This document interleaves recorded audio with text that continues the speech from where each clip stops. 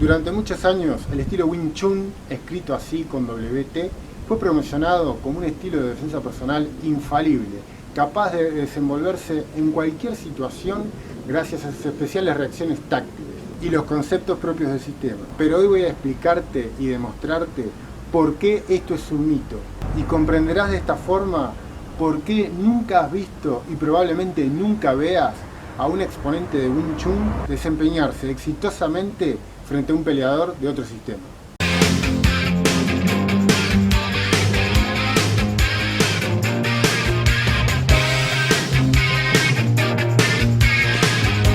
¿Qué tal? Mi nombre es Manuel Gandini, profesor de Kung Fu, practicante durante muchos años del estilo Wing Chun, y hoy voy a hablarte sobre mitos y verdades del estilo Wing Chun. Porque una cosa es cómo funciona el estilo en demostraciones y otra muy distinta es cómo funciona en la realidad. El primer principio dice: si el camino está libre, avanza. ¿Y cómo hay que avanzar? Atacando en línea recta con los brazos en forma de cuña. Esto, supuestamente, debería ocasionar que alcancemos al rival antes de que su ataque nos alcance a nosotros, y gracias a la contundencia de los puños encadenados, noquearlo antes de que pueda hacer nada. Pero la realidad desmiente esto, y cualquier persona que utilice un ataque más largo que nosotros, en los hechos llegará primero, frenando nuestro avance. El segundo principio dice: si encontrás un obstáculo en tu camino, pégate a él. Y acá se supone que gracias a la forma de cuña de los brazos, si no llegamos primero, indefectiblemente nuestras muñecas o antebrazos harán contacto con el ataque del oponente, activando el mecanismo de sensibilidad táctil y permitiendo que automáticamente nos adaptemos a su movimiento, cubriéndonos, saliendo de la línea de ataque y pegándole al mismo tiempo. Pero ya te mostré que los brazos no se cruzan. El otro puede perfectamente pegarnos sin nunca tocar nuestros brazos.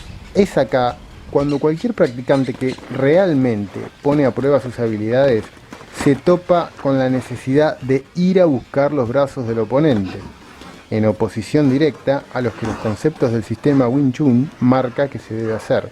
Pero de nuevo, esto tiene un problema. Los puños son la parte más volátil del cuerpo y es extremadamente fácil caer víctima de un amague, quedando completamente vulnerables y siendo conectados. Esto sin mencionar que dicha táctica nos pone a la defensiva y por tanto le cede la ventaja al rival, que puede decidir cómo y cuándo atacar. Entonces llegamos a la tercera opción, que dicho sea de paso, es la única que tiene lugar cuando la pelea es real, porque en una situación de miedo o de nervios, cuando el peligro es verdadero, el instinto de supervivencia interviene, toma las riendas y se asegura de usar aquello que puede funcionar, descartando cualquier concepto, estructura o movimiento fantasioso. El tema es que así se pierde todo lo enseñado por el sistema y uno termina dependiendo completamente de su timing y su potencia, ya que en definitiva nos vamos a encontrar intercambiando golpes con el otro. La posición Iras o Shichikin Yung Ma se nos dice que debemos mantener la tensión de esta postura para salir disparados hacia adelante, no bien el atacante penetre en nuestra zona vulnerable o círculo magnético.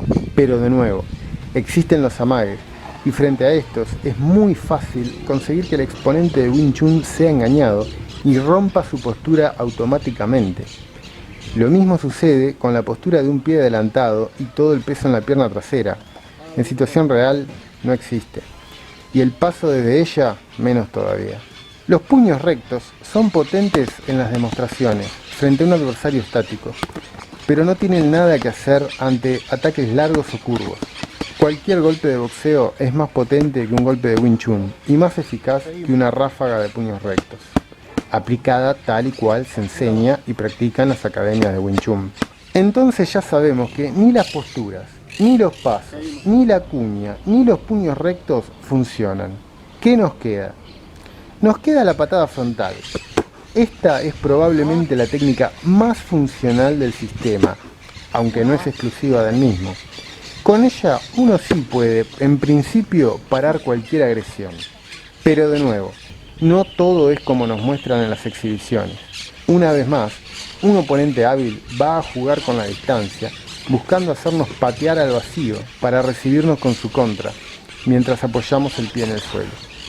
Después está el tema de que incluso si la conectamos, generalmente la patada empuja al adversario. Entonces todavía tenemos que cerrar la distancia, es decir, que el problema persiste. También puede pasar que frente a un oponente más alto o con una buena patada lateral, su patada llegue antes que la nuestra. Nos queda también la habilidad para cerrar la distancia y buscar el clinch, lo cual es suficiente para impedir que nos peguen.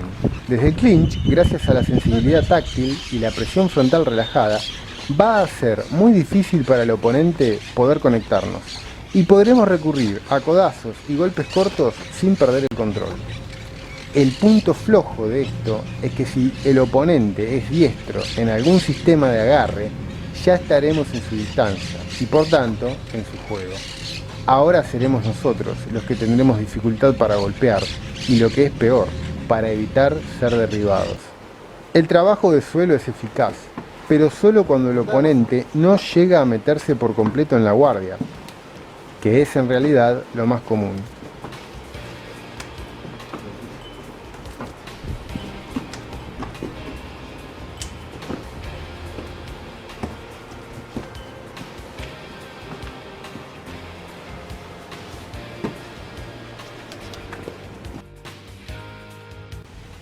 Aunque luego se fue develando que el sistema ofrecía algunas opciones más que la llamada solución universal, es muy difícil aplicar cualquier técnica desde la inmovilidad sin que el rival lo note y se adapte en su beneficio.